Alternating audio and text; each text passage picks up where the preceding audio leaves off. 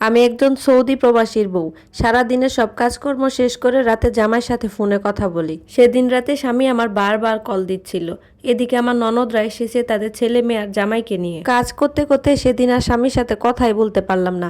কিন্তু হঠাৎ করে দেখলাম সেদিন রাতে জামাই আমাকে মেসেজ দিছে, বউরে আমার মনে হয় আর দেশে ফেরা হবে না, আমার শরীরটা খুব খারাপ।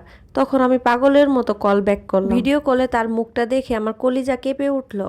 তার নাক দিয়ে রক্ত পড়ছে ফুটায় ফুটায়। যেই মানুষটার কষ্টের টাকায় এত আয়োজন, সেই মানুষটার নাক দিয়ে রক্ত পড়া দেখে চিৎকার দিয়ে বললাম, কি হয়েছে তোমার? সে কোনো মতে বললো আমাকে, আজ বিল্ডিং এ কাজ করতে গিয়ে উপর থেকে নিচে পড়ে গেছিলাম, কেউ দেখেনি, খোঁজও নেয়নি। হুঁশ ফিরে দেখে আমি ইটের উপর পড়ে আছি। কোমরে আর বুকের পাঁজরে অসম্ভব রকমের ব্যথা। কোনো মতে কয়েকজনকে ডাকাডাকি করে কাছে নিয়ে আসলাম। কয়েকজন মিলে আমাকে হাসপাতালে নিয়ে গেল। ডান পাঁজরের কয়েকটা রিবস ভেঙে গেছে। অনেকগুলো টাকা লাগবে চিকিৎসার জন্য। এখন তো মাসের শেষ, কয়েকদিন আগেই বাড়িতে টাকা পাঠাইলাম। চিকিৎসা করতে অনেক টাকা লাগবে। তখন আমি কান্না করতে করতে বললাম, তোমার যত টাকা লাগে তুমি চিকিৎসা করো, আমার সোনা দানা সব বিক্রি করে তোমার চিকিৎসা করাবো আমি। আমার কান্না শুনে মোটামুটি তখন সবাই চলে আসে।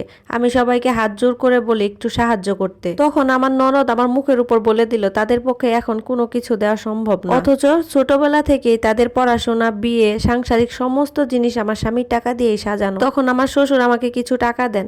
আমার শাশুড়িও কান্না করতে করতে একদম অসুস্থ হয়ে পড়ছে। আমারও তো পাগল প্রায় অবস্থা। পরের দিন থেকে আমি তার সাথে কোনোভাবে যোগাযোগ করতে পারছিলাম না। আমার বুকের ভেতরটা একদম দুমড়ে মুচড়ে যাচ্ছিল। আল্লাহ এ কেমন পরীক্ষায় ফেললো আমাকে। 3 দিন থেকে আমার স্বামীকে কল দিচ্ছে কিন্তু সে ফোনটা ধরেনি। তার রুমমেটকে কল দিছিলাম কিন্তু সেও কেটে দিছে। এই পরিস্থিতিতে একজন প্রবাসী স্ত্রীর মনের অবস্থা কেমন হতে পারে, এটা কিভাবে বুঝাবো? আমার ননদও একটু পরে চলে গেল। আমার সন্তানকে বুকে চেপে ধরে কান্না করতেছি। এরপর 7 দিন পর তার রুমমেট আমাকে ফোন দিল। ভাবি, এই কথাটা বলে ওই পার থেকে কান্নার আওয়াজ আসলো।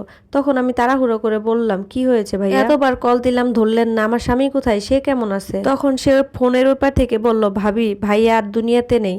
তখন আমি চিৎকার করে বললাম, কি বলতেছেন এসব? আপনার কি মাথা খারাপ হয়ে গেছে? সে তখন বলল, আমরা অনেক চেষ্টা করছি কিন্তু পারিনি, অনেক লেট হয়ে গেছিল, ততক্ষণে বুকের ভেতর অনেক রক্ত জমে গেছিল, আমরা পারলাম না তাকে বাঁচাতে। আপনি শুধু কল দিতেছিলেন, এই জন্য আমরা কলটা কেটে দিছি। আর ধরেই বা আপনাকে কি সান্ত্বনা দিতাম তখন?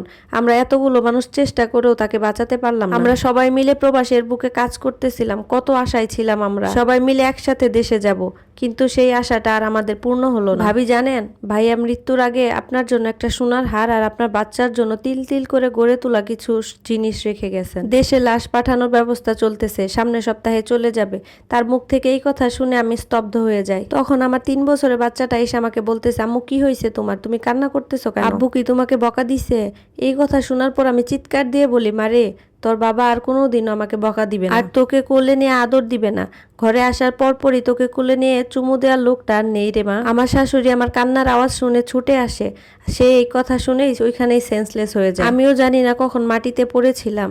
পাড়া প্রতিবেশী কিছু মানুষ এসে আমাদেরকে হাসপাতালে নিয়ে যায়। 1 সপ্তাহ পর আমার স্বামীর লাশটা কফিনে করে দেশে আসে। আমি লাশটার দিকে তাকিয়ে এক পলকে ভাবতেছিলাম, মানুষটা আমাদের মুখে 2 মুঠো ভাত তুলে দেওয়ার জন্য, আমাদের মুখের একটু হাসির জন্য প্রবাসে থেকে কতই না কষ্ট করছে। হায় রে প্রবাস জীবন। এই স্টোরিটা এক আপুর থেকে নেওয়া, যার স্বামী একজন প্রবাসী ছিল।